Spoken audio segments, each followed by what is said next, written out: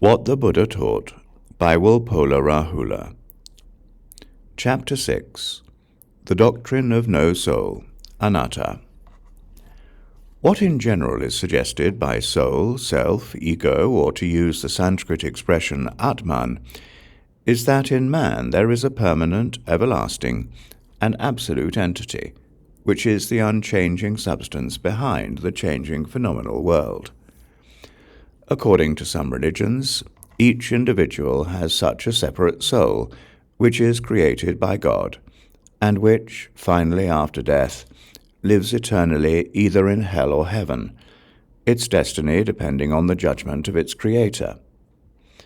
According to others, it goes through many lives till it is completely purified and becomes finally united with God or Brahman, universal soul or Atman, from which it originally emanated. This soul or self in man is the thinker of thoughts, feeler of sensations, and receiver of rewards and punishments for all its actions, good and bad. Such a conception is called the idea of self. Buddhism stands unique in the history of human thought in denying the existence of such a soul, self, or Atman.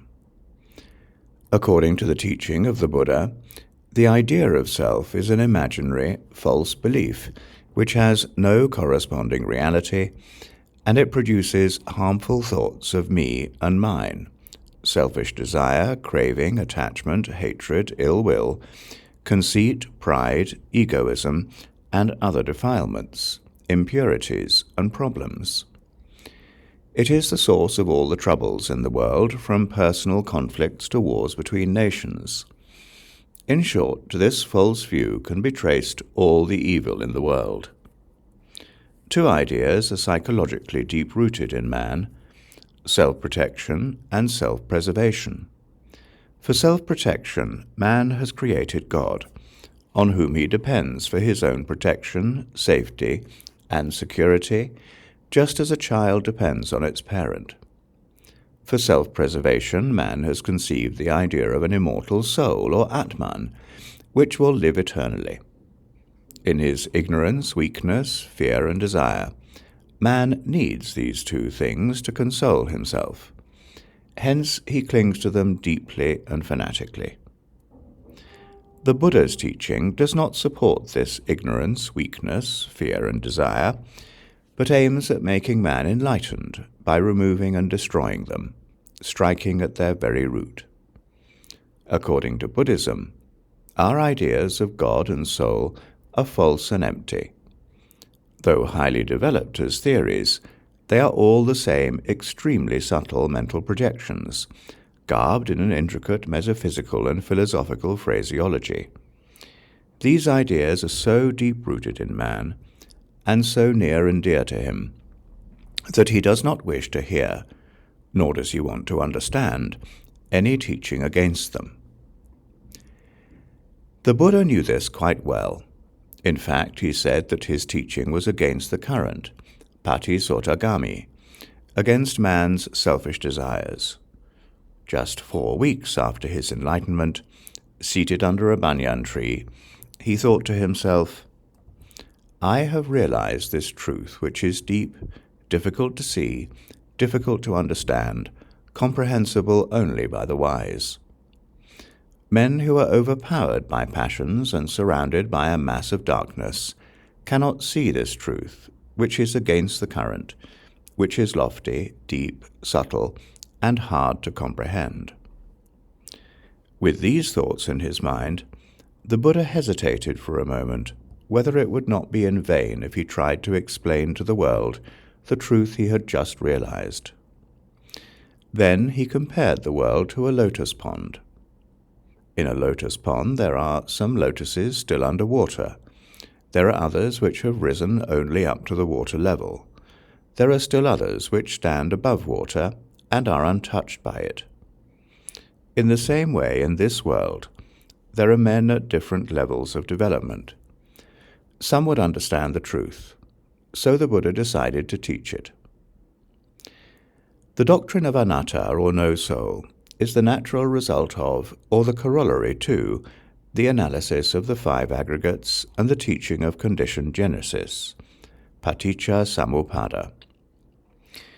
We have seen earlier, in the discussion of the first noble truth, dukkha, that what we call a being or an individual is composed of the five aggregates, and that when these are analyzed and examined, there is nothing behind them which can be taken as I, Atman, or self, or any unchanging, abiding substance. That is the analytical method. The same result is arrived at through the doctrine of conditioned genesis, which is the synthetical method, and according to this, nothing in the world is absolute. Everything is conditioned, relative, and interdependent. This is the Buddhist theory of relativity. Before we go into the question of anatta proper, it is useful to have a brief idea of the conditioned genesis. The principle of this doctrine is given in a short formula of 4 lines. When this is, that is. Imasmim sati idam hoti. This arising, that arises. Imasu pada idam upajati. When this is not, that is not. Imasmima sati idam nahoti. This ceasing, that ceases. Imasa nirodha idam nirujati. On this principle of conditionality, relativity, and interdependence, the whole existence and continuity of life and its cessation are explained in a detailed formula which is called paticca samuppada, conditioned genesis, consisting of 12 factors. Through ignorance are conditioned volitional actions or karma formations, avijja pacchaya samkara. Through volitional actions is conditioned consciousness, samkara pacchaya vijnanam. Through consciousness are conditioned mental and physical phenomena, vijnana pacchaya namarupam. Through mental and physical phenomena are conditioned the 6 faculties, i.e. 5 physical sense organs and mind, namarupa pacchaya salayatanam. Through the 6 faculties is conditioned sensorial and mental contact, salayatana pacchaya paso. Through sensorial and mental contact is conditioned sensation, passa pacchaya vedana. Through sensation is conditioned desire, thirst, vedana pacchaya tanha. Through desire, thirst is conditioned clinging, tanha pacchaya upadanam. Through clinging is conditioned the process of becoming, upadana pacchaya bhavo. Through the process of becoming is conditioned birth, bhava pacchaya jati. Through birth are conditioned decay, death, lamentation, pain, etc. Jati pacchaya jara maranam. This is how life arises, exists, and continues. If we take this formula in its reverse order, we come to the cessation of the process. Through the complete cessation of ignorance, volitional activities or karma formations cease. Through the cessation of volitional activities, consciousness ceases. Through the cessation of birth, decay, death, sorrow, etc. cease. It should be clearly remembered that each of these factors is conditional, paticca samuppada, as well as conditioning, paticca samuppada. Therefore, they are all relative, interdependent, and interconnected, and nothing is absolute or independent. Hence, no first cause is accepted by Buddhism, as we have seen earlier. Conditioned genesis should be considered as a circle, and not as a chain. The question of free will has occupied an important place in Western thought and philosophy. But according to conditioned genesis, this question does not and cannot arise in Buddhist philosophy. If the whole of existence is relative, conditioned, and interdependent, how can will alone be free? Will, like any other thought, is conditioned. So-called freedom itself is conditioned and relative. Such a conditioned and relative free will is not denied. There can be nothing absolutely free, physical or mental, as everything is interdependent and relative. If free will implies a will independent of conditions, independent of cause and effect, such a thing does not exist. How can a will, or anything for that matter, arise without conditions, away from cause and effect, when the whole of existence is conditioned and relative, and is within the law of cause and effect? Here again, the idea of free will is basically connected with the ideas of God, soul, justice, reward, and punishment. Not only is so-called free will not free, but even the very idea of free will is not free from conditions. According to the doctrine of conditioned genesis, as well as according to the analysis of being into 5 aggregates, the idea of an abiding immortal substance in man or outside, whether it is called Atman, I, soul, self, or ego, is considered only a false belief, a mental projection. This is the Buddhist doctrine of Anatta, no soul or no self. In order to avoid a confusion, it should be mentioned here that there are 2 kinds of truths: conventional truth, Sammuti Satya, Sanskrit Samvarti Satya, and ultimate truth, Paramata Satya, Sanskrit Paramata Satya. When we use such expressions in our daily life as I, you, being, individual, etc., we do not lie, because there is no self or being as such, but we speak a truth conforming to the convention of the world. But the ultimate truth is that there is no I or being in reality. As the Mahayana Sutra Lankara says, a person, Pudgala, should be mentioned as existing only in designation, prajnapti, i.e. conventionally there is a being, but not in reality, or substance, dravya. The negation of an imperishable Atman is the common characteristic of all dogmatic systems of the lesser as well as the great vehicle, and there is therefore no reason to assume that Buddhist tradition, which is in complete agreement on this point, has deviated from the Buddha's original teaching. It is therefore curious that recently there should have been a vain attempt by a few scholars to smuggle the idea of a self into the teaching of the Buddha, quite contrary to the spirit of Buddhism. These scholars respect, admire, and venerate the Buddha and his teaching. They look up to Buddhism, but they cannot imagine that the Buddha, whom they consider the most clear and profound thinker, could have denied the existence of an Atman or self which they need so much. They unconsciously seek the support of the Buddha for this need for eternal existence. Of course not in a petty individual self with small s, but in the big self with a capital S. It is better to say frankly that one believes in an Atman or self. Or one may even say that the Buddha was totally wrong in denying the existence of an Atman.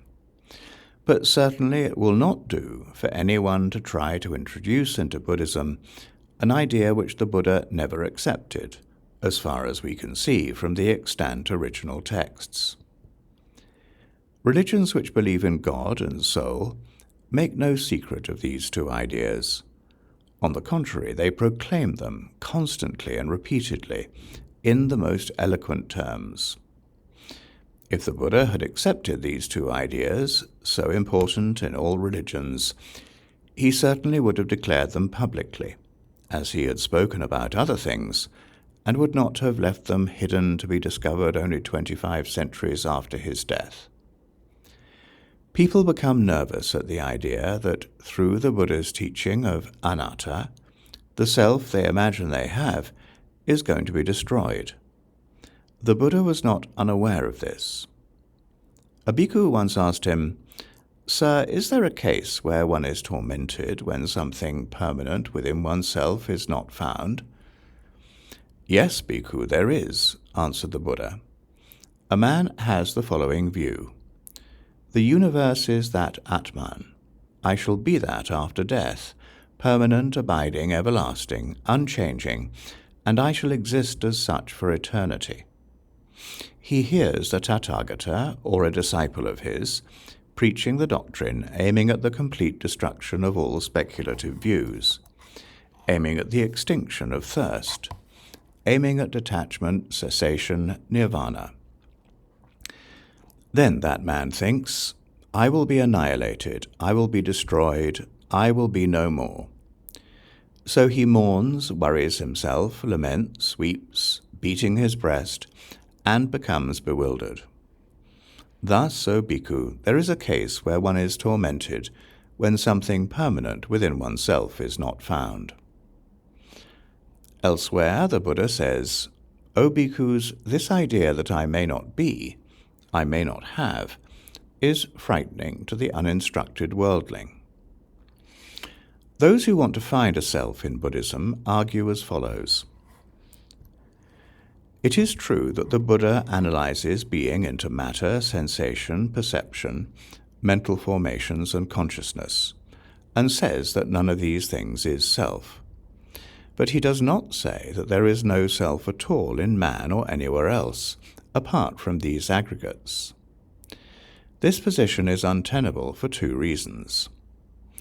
One is that, according to the Buddha's teaching, a being is composed only of these 5 aggregates, and nothing more.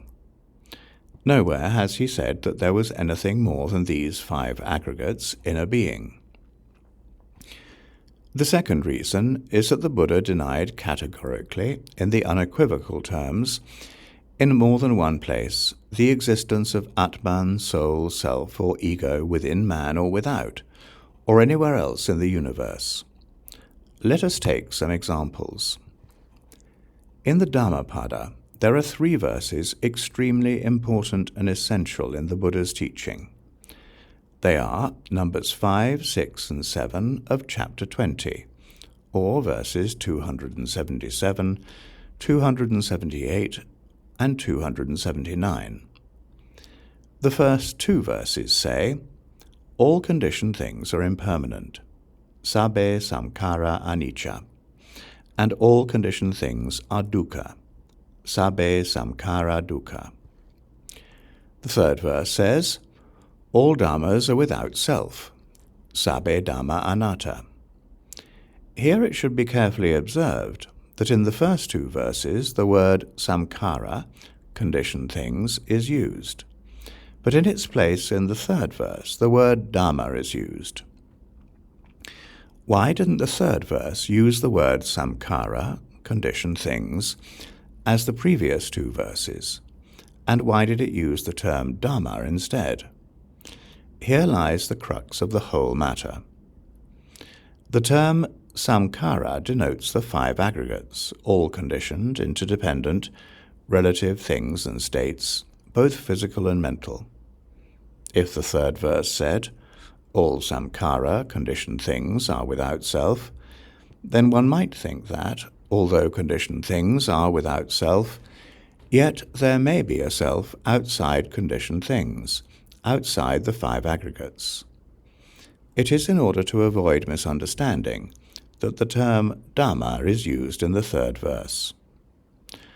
The term Dhamma is much wider than Samkara. There is no term in Buddhist terminology wider than Dhamma. It includes not only the conditioned things and states, but also the non-conditioned, the absolute nirvana. There is nothing in the universe or outside, good or bad, conditioned or non-conditioned, relative or absolute, which is not included in this term. Therefore, it is quite clear that, according to this statement, all dhammas are without self. There is no self, no Atman, not only in the 5 aggregates, but nowhere else too outside them or apart from them.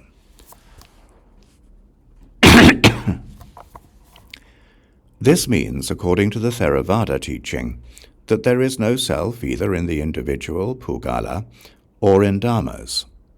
The Mahayana Buddhist philosophy maintains exactly the same position without the slightest difference on this point, putting emphasis on Dhamma Nairatmya as well as on Pudgala Nairatmya. In the Alagaddopama Sutta of the Majjhima Nikaya, addressing his disciples, the Buddha said, "O bhikkhus, accept a soul theory, Attavada, in the acceptance of which there would not arise grief, lamentation, suffering, distress, and tribulation. But do you see, O bhikkhus, such a soul theory in the acceptance of which there would not arise grief, lamentation, suffering, distress, and tribulation?" "Certainly not, sir."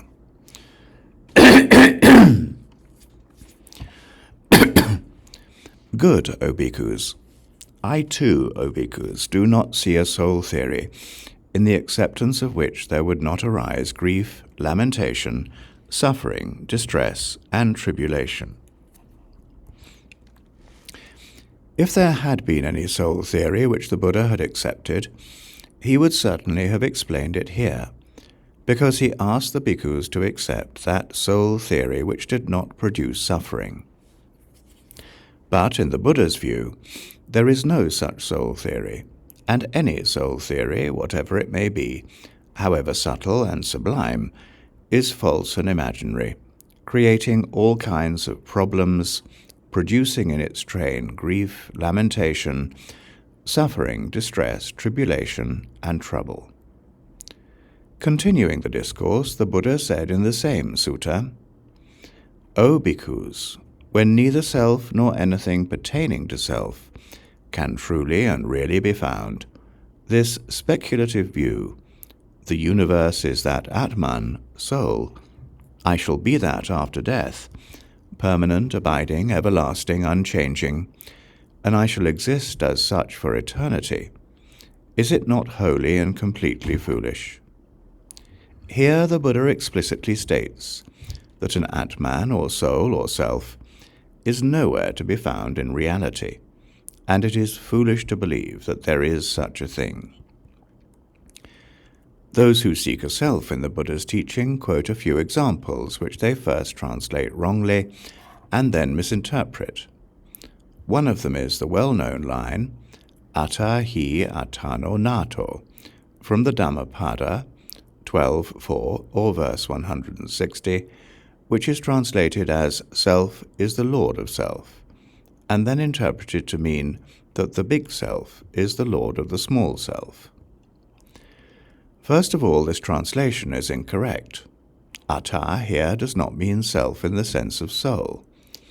In Pali, the word atta is generally used as a reflexive or indefinite pronoun, except in a few cases where it specifically and philosophically refers to the soul theory, as we have seen above.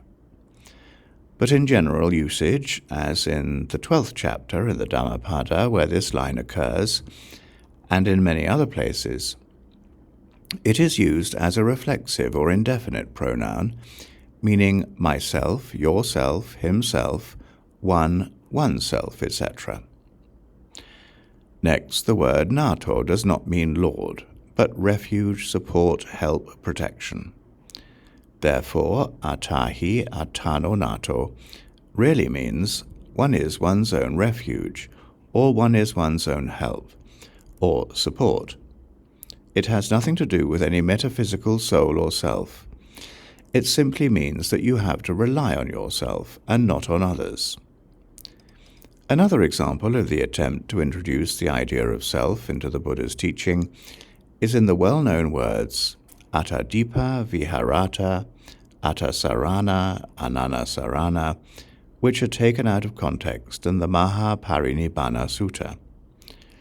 This phrase literally means, dwell making yourselves your island, support, making yourselves your refuge, and not anyone else as your refuge. Those who wish to see a self in Buddhism interpret the words Attadipa and Attasarana taking self as a lamp, taking self as a refuge. We cannot understand the full meaning and significance of the advice of the Buddha to Ananda unless we take into consideration the background and the context in which these words were spoken. The Buddha was at the time staying at a village called Beluva. It was just 3 months before his death, parinirvana. At this time he was 80 years old and was suffering from a very serious illness, almost dying, maranantika. But he thought it was not proper for him to die without breaking it to his disciples, who were near and dear to him. So, with courage and determination, he bore all his pains, got the better of his illness, and recovered. But his health was still poor. After his recovery, he was seated one day in the shade outside his residence. Ananda, the most devoted attendant of the Buddha, went to his beloved master, sat near him, and said, "Sir, I have looked after the health of the Blessed One. I have looked after him in his illness. But at the sight of the illness of the Blessed One, the horizon became dim to me, and my faculties were no longer clear. Yet there was one little consolation. I thought that the Blessed One would not pass away until he had left instructions touching the order of the Sangha." Then the Buddha, full of compassion and human feeling, gently spoke to his devoted and beloved attendant, "Ananda, what does the order of the Sangha expect from me? I have taught the Dhamma, truth, without making any distinction as exoteric and esoteric. With regard to the truth, the Tathagata has nothing like the closed fist of a teacher, Acharya Muti. Surely, Ananda, if there is anyone who thinks that he will lead the Sangha, and that the Sangha should depend on him, let him set down his instructions. But the Tathagata has no such idea. Why should he then leave instructions concerning the Sangha? I am now old, Ananda, 80 years old. As a worn-out cart has to be kept going by repairs, so, it seems to me, the body of the Tathagata can only be kept going by repairs. Therefore, Ananda, dwell making yourselves your island, support, making yourselves, not anyone else, your refuge, making the Dhamma your island, support, the Dhamma your refuge, nothing else your refuge." What the Buddha wanted to convey to Ananda is quite clear. The latter was sad and depressed. He thought that they would all be lonely, helpless, without a refuge, without a leader after their great teacher's death. So the Buddha gave him consolation, courage, and confidence, saying that they should depend on themselves and on the Dhamma he taught, and not on anyone else, or on anything else. Here the question of a metaphysical Atman or self is quite beside the point. Further, the Buddha explained to Ananda how one could be one's own island or refuge, how one could make the Dhamma one's own island or refuge, through the cultivation of mindfulness or awareness of the body, sensations, mind and mind objects, the 4 satipatthanas. There is no talk at all here about an Atman or self. Another reference, oft quoted, is used by those who try to find Atman in the Buddha's teaching. The Buddha was once seated under a tree in a forest on the way to Uruvela from Benares. On that day, 30 friends, all of them young princes, went out on a picnic with their young wives into the same forest. One of the princes, who was unmarried, brought a prostitute with him. While the others were amusing themselves, she purloined some objects of value and disappeared. In their search for her in the forest, they saw the Buddha seated under a tree and asked him whether he had seen a woman. He inquired what was the matter. When they explained, the Buddha asked them, "What do you think, young men? Which is better for you, to search after a woman or to search after yourselves?" Here again it is a simple and natural question, and there is no justification for introducing far-fetched ideas of a metaphysical Atman or self into the business. They answer that it was better for them to search after themselves. The Buddha then asked them to sit down and explain the Dhamma to them. In the available account, in the original text of what he preached to them, not a word is mentioned about an Atman. Much has been written on the subject of the Buddha's silence when a certain Parivrajaka wanderer named Vacchagotta asked him whether there was an Atman or not. The story is as follows. Vacchagotta comes to the Buddha and asks, "Venerable Gautama, is there an Atman?" The Buddha is silent. Then, Venerable Gautama, is there no Atman? Again the Buddha is silent. Vacchagotta gets up and goes away.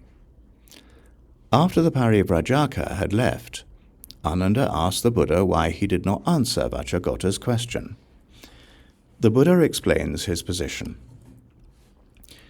Ananda, when asked by Vacchagotta the wanderer, "Is there a self?" If I had answered, "There is a self," then, Ananda, that would be siding with those recluses and Brahmins who hold the eternalist theory, Sasatavada. And Ananda, when asked by the wanderer, "Is there no self?" If I had answered, "There is no self," then that would be siding with those recluses and Brahmanas who hold the annihilationist theory, Uchedavada. Again, Ananda, when asked by Vacchagotta, "Is there a self?" If I had answered, "There is a self," would that be in accordance with my knowledge that all dhammas are without self? Surely not, sir. And again, Ananda, when asked by the wanderer, "Is there no self?" If I had answered, "There is no self," then that would have been a greater confusion to the already confused Vacchagotta. For he would have thought, "Formerly, indeed, I had an Atman, self, but now I haven't got one." It should now be quite clear why the Buddha was silent, but it will be still clearer if we take into consideration the whole background and the way the Buddha treated questions and questioners, which is altogether ignored by those who have discussed this problem. The Buddha was not a computing machine, giving answers to whatever questions were put to him by anyone at all, without any consideration. He was a practical teacher, full of compassion and wisdom. He did not answer questions to show his knowledge and intelligence, but to help the questioner on the way to realization. He always spoke to people bearing in mind their standard of development, their tendencies, their mental makeup, their character, their capacity to understand a particular question. According to the Buddha, there are 4 ways of treating questions. 1. Some should be answered directly. 2. Others should be answered by way of analyzing them. 3. Yet others should be answered by counter-questions. 4. And lastly, there are questions which should be put aside. There may be several ways of putting aside a question. One is to say that a particular question is not answered or explained, as the Buddha had told this very same Vacchagotta on more than one occasion, when those famous questions, whether the universe is eternal or not, etc., were put to him. In the same way he had replied to Malunkyaputta and others, but he could not say the same thing with regard to the question whether there is an Atman, self, or not, because he had always discussed and explained it. He could not say there is self, because it is contrary to his knowledge that all dhammas are without self. Then he did not want to say there is no self, because that would unnecessarily, without any purpose, have confused and disturbed poor Vacchagotta, who was already confused on a similar question, as he himself had admitted earlier. He was not yet in a position to understand the idea of anatta. Therefore, to put aside this question by silence was the wisest thing in this particular case. We must not forget, too, that the Buddha had known Vacchagotta quite well for a long time. This was not the first occasion on which this inquiring wanderer had come to see him. The wise and compassionate teacher gave much thought and showed great consideration for this confused seeker.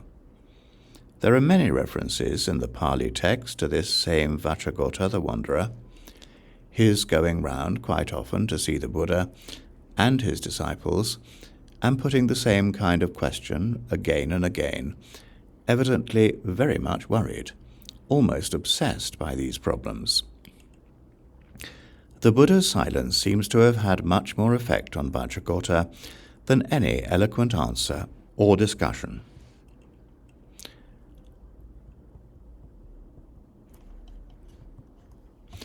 Some people take self to mean what is generally known as mind or consciousness. But the Buddha says that it is better for a man to take his physical body as self rather than mind, thought or consciousness, because the former seems to be more solid than the latter, because mind, thought or consciousness, citta, mano, vijnana, changes constantly day and night, even faster than the body, kaya. It is the vague feeling, I am, that creates the idea of self which has no corresponding reality, and to see this truth is to realize nirvana, which is not very easy. In the Samyutta Nikaya there is an enlightening conversation on this point between a bhikkhu named Khemaka and a group of bhikkhus. These bhikkhus ask Khemaka whether he sees in the five aggregates any self or anything pertaining to a self. Khemaka replies, no. Then the bhikkhus say that if so, he should be an arahant free from all impurities. But Khemaka confesses that though he does not find in the five aggregates a self, or anything pertaining to a self, I am not an arahant free from all impurities, O friends, with regard to the five aggregates of attachment. I have a feeling I am, but I do not clearly see this is I am. Then Khemaka explains that what he calls I am is neither matter, sensation, perception, mental formations, nor consciousness, nor anything without them. But he has the feeling I am with regard to the five aggregates, though he could not see clearly this is I am. He says it is like the smell of a flower. It is neither the smell of the petals, nor of the colour, nor of the pollen, but the smell of the flower. Khemaka further explains that even a person who has attained the early stages of realization still retains this feeling, I am. But later on, when he progresses further, this feeling of I am altogether disappears, just as the chemical smell of a freshly washed cloth disappears after a time when it is kept in a box.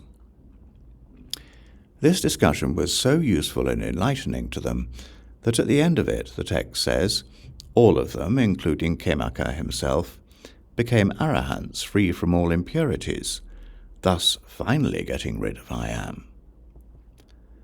According to the Buddha's teaching, it is as wrong to hold the opinion I have no self, which is the annihilationist theory, as to hold the opinion I have self, which is the eternalist theory.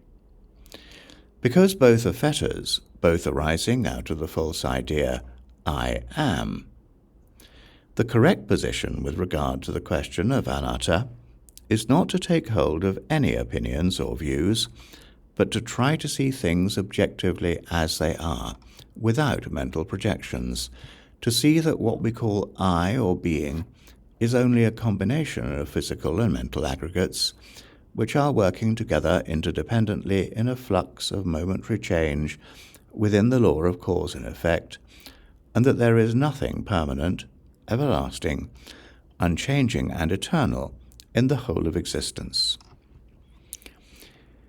Here, naturally, a question arises. If there is no Atman or self, who gets the results of karma, actions? No one can answer this question better than the Buddha himself. When this question was raised by a bhikkhu, the Buddha said, I have taught you, O bhikkhus, to see conditionality everywhere in all things. The Buddha's teaching on anatta, no soul or no self, should not be considered as negative or nihilistic. Like nirvana, it is truth, reality, and reality cannot be negative. It is the false belief in a non-existing imaginary self that is negative. The teaching on anatta dispels the darkness of false beliefs and produces the light of wisdom. It is not negative. As our Sangha very aptly says, there is the fact of no selfness. Nairatmya stita.